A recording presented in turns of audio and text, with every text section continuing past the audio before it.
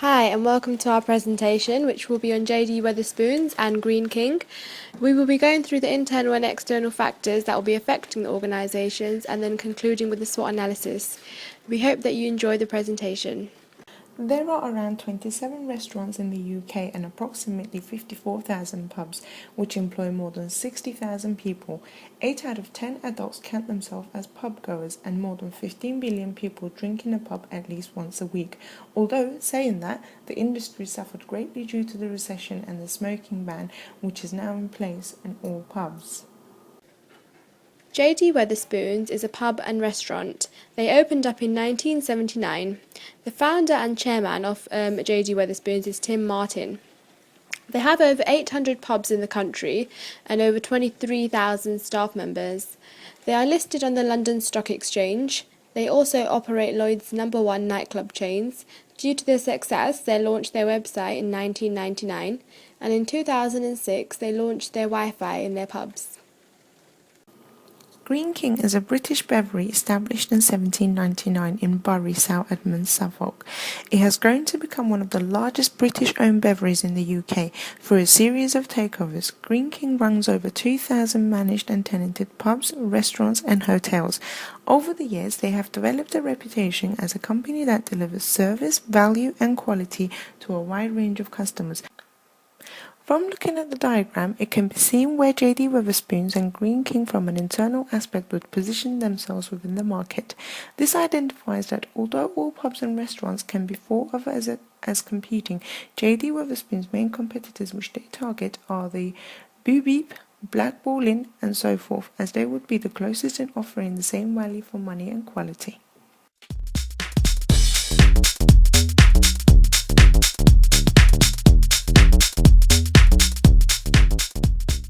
Finance overview.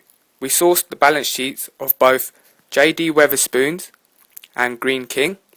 We looked at the revenues, from which we noticed that Greene King are making double the revenue of JD Wetherspoons. This is due to the fact they produce alcohol and brew ale, compared to JD Wetherspoons, who only source in alcohol and then sell it on to customers.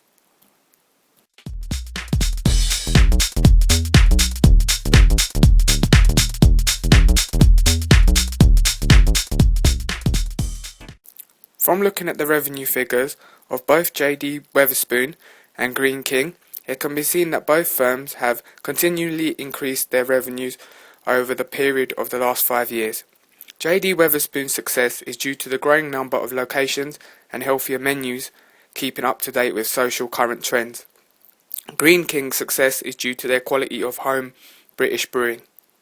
JD Wetherspoon's dividend per share from the period of 2011 to 2012 was increased by a total of £1.22 per share, therefore indicating that shareholders are receiving a return on top of their original investment.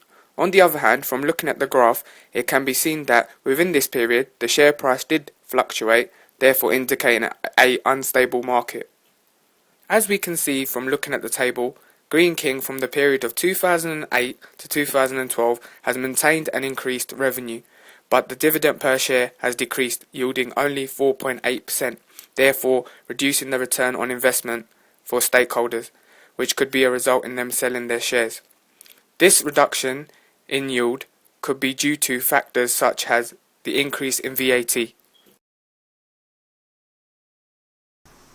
In terms of political aspect, due to 20% of VAT or further changes to law on the sale of alcohol, lead pubs both to reduce revenue and increase cost across the globe. Based on economical factor, because of the inflationary trend, the cost of Greene King key product has increased, including their food, including their drink, and so on. And also, a prolonged recession has affected consumer expenditure and therefore their revenue.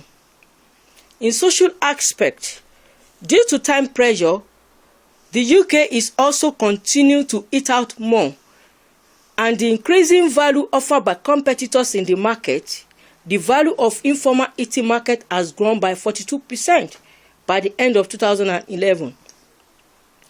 The concern about excessive alcohol consumption in the UK by government has been to increase both taxes and regulations for pubs, and this has apparently effect on increasing cost of drinking in pub compared with drinking at home. In terms of technological aspects, Greene has adopted social media as a new way to advertise. Their legal aspects, economic situation have impact on their lease licenses also. And finally,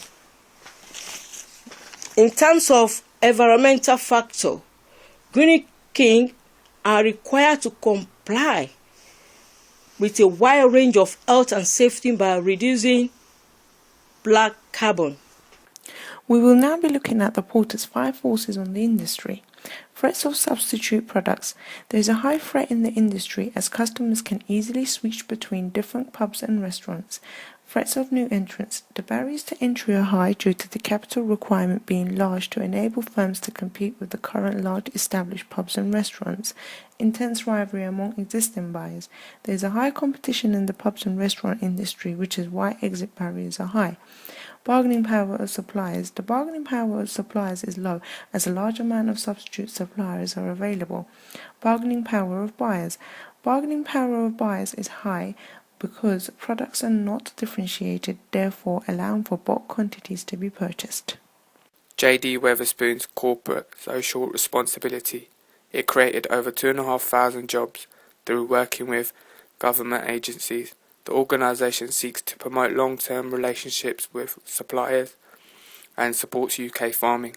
Greene's corporate social responsibility. A reduction of CO2 emissions in the current existing estate of breweries.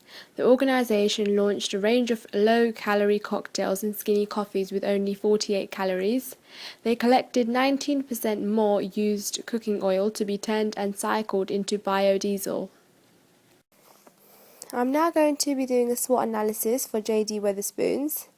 Some of the strengths that the organisation have is they offer an award-winning all-day menu. They serve up to 350,000 breakfasts every week. They use good quality ingredients and also offer healthy options. In 2006, the Wi-Fi was launched in the pub, which enabled more customers to come in.